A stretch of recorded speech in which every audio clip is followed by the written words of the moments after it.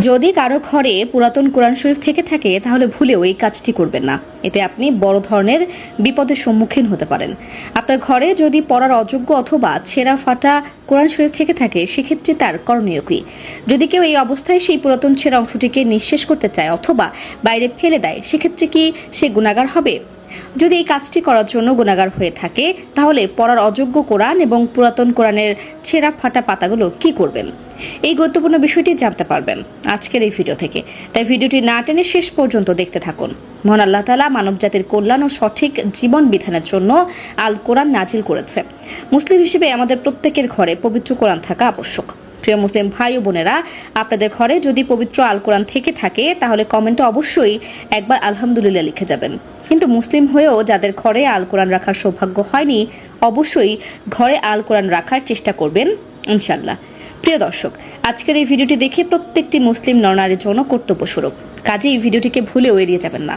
হয়তো এই ভিডিওতে আলোচনা করা বিষয়বস্তুটি সম্পর্কে আপনার না জানার কারণে বড় ধরনের বিপদের সম্মুখীন হতে পারেন। তাই অবশ্যই ভিডিওটি শেয়ার করে আপনার পরিবার এবং প্রিয়জনদের কাছে পৌঁছে দিন। আপনার একটি মাত্র শেয়ারে তারা এই বড় ধরনের গুনাহ থেকে পরিত্রাণ পাবে। প্রিয় দর্শক, আল কোরআন শুধুমাত্র একটি পুস্তক নয়, এটি একটি পবিত্র ধর্মগ্রন্থ এবং এর প্রতিটি অক্ষর অত্যন্ত সম্মানের সাথে রাখা উচিত। তবে যেহেতু এই পুস্তকটি কাগজের উপরে ছাপানো হয় সেক্ষেত্রে অনেক দিনের ব্যবহারের ফলে সে কাগজটি নরম কিংবা ছিঁড়ে যাওয়ার উপক্রম হয়। অনেক সময় সেটি পড়ার জন্য অযোগ্য হয়ে পড়ে, অর্থাৎ এতে থাকা হরফগুলি মুছে যায়। সেক্ষেত্রে কি করা যেতে পারে? আমাদের মধ্যে এমন অনেক মুসলিম আছে যারা এমতো অবস্থায় সেই ছেঁড়া অংশটিকে যত্রতত্রভাবে যে কোনো জায়গায় রেখে দেয়। আবার অনেকে আছে সেটাকে আগুনে পুড়িয়ে ছাই করে ফেলে।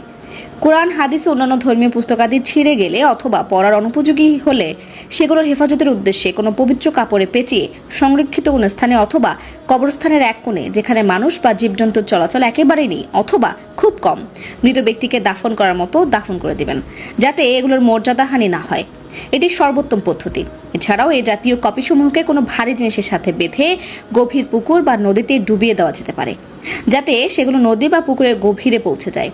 এক্ষেত্রে লক্ষ্য রাখতে হবে যেন কোনো অবস্থাতেই এগুলোর অবমাননা না হয়। আর যদি উল্লেখিত দুইটি পদ্ধতি কঠিন হয়ে পড়ে অথবা দাফন করা বা পানিতে ডুবিয়ে দেওয়ার পরও পবিত্র কোরআন ও ধর্মীয় কিতাবাদির যথাযোগ্য মর্যাদা রক্ষা না হয় তাহলে হেফাজতের উদ্দেশ্যে আগুন দিয়ে জ্বালানোর অবকাশ আছে। জ্বালানোর পর ছাইগুলোকে দাফন করে দেওয়া অথবা পানিতে ফেলে দেওয়া যেতে পারে। এছাড়াও যদি কারো বাড়িতে আল কোরআন বন্ধ অবস্থায় পড়ে থাকে এবং পড়ার লোক না থাকে তবে সেক্ষেত্রে যে তার বড় সড় গুনাহ হবে এমন কথা উল্লেখ না থাকলেও অনেক সময় দেখা যায় আল কোরআন চর্চায় না থাকার কারণে ভালোভাবে পড়তে পারা লোকটিরও সেটি ভুলে যায় এবং এই কাজটি অত্যন্ত গুনাহের একটি কাজ।